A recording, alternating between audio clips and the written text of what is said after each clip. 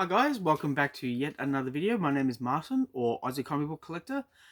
What I do on this channel is I show off 4 books that I've selected from random, 4 comic books, and I end on a key issue. I show off books that don't get a lot of attention on other channels, so if that's something you want to see, please like and subscribe. I hope you do.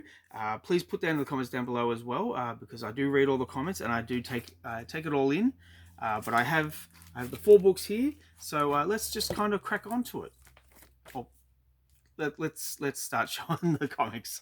Now, the first one I want to show off is issue 41 of Hawkman, and this was written by Justin Gray and Jimmy Palmiotti with Joe Bennett on art.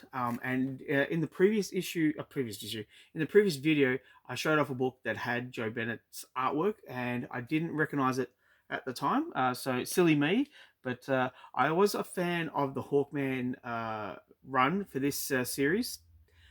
To be honest, though, I've been reading a lot of Hawkman since the early 90s. And ironically, the early 90s book wasn't the greatest, but the subsequent subsequent series really did showcase what I love about Hawkman. And it really started with this series. Yeah, I just really dug it. But if you're a Hawkman fan and if you want to let me know, I'd love to know. There we go. So that's issue 41. Now, staying with DC, we have issue 18 of The Silencer, and I believe this is the last issue. We have John Romita Jr. on cover, and John's put a lot of effort into this with all the rain.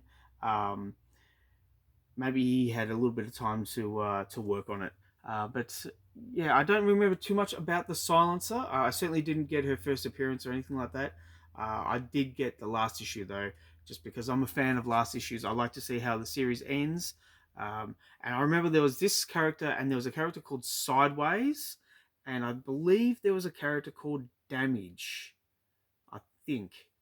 Yeah, anyhow, I can't really remember too much about it. But yeah, this character has kind of gone by the wayside. I think what it was that she was a middle-aged mum who could summon weapons on her body. But you know, as with a lot of things, I am completely wrong. So if I'm completely wrong about that, and you know more about Silencer, please let me know. Because yeah, I don't remember everything. Now, the next issue I want to show is Nighthawk Annual 3. And the reason why I want to show this off is purely for the cover. I don't remember the name of the artist. It says down here in this little box, it says Smith and Lanning. So Smith and Lanning. And you know, it could be Cam Smith, could be Mr. Smith.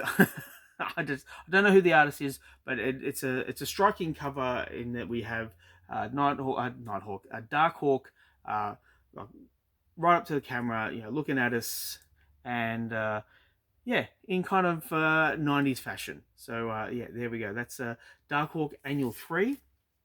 And the last issue, the bit of the key issue that I want to show off is What If issue 27. Why is there a sticker? I just noticed. I don't know if I must have... yeah, actually, you know, I'm going to take this out. I'm going to see, because the sticker says Frank Miller here. And I don't know why, because it's written by Mary Jo Duffy with Terry Bingham on art duties. And, okay, so here's the story. I'll show you Jerry Bingham's art, and it's quite nice. I won't show you how the story ends, but I was flicking through it before I did the video, and it does not end well for anyone. Let's just say that. But is there a Frank Miller? No, there's not. There's another story here by Mark Grunwald, but yeah, Frank Miller's not anywhere around. So I think what I've done is I've read this book and I've put it into another plastic sleeve that happens to have Frank Miller's name on there. That's probably not a good idea, because if I ever go to sell this book, Someone's going to read this, go, oh, Frank Miller did this. I might... Actually, no. I am a complete and utter fool. I'm going to keep this on here because I can see where Frank Miller has done the artwork. It's right on the bloody cover. I told you I don't know anything. I'm a complete and utter fool. This is a Frank Miller cover. So there we go. Okay, so it is a bit of a key issue, especially if you're a Frank Miller fan. Yeah, it's not his greatest cover, I will admit. And if it didn't have, honestly, if it didn't have the FM right there, I wouldn't have twigged.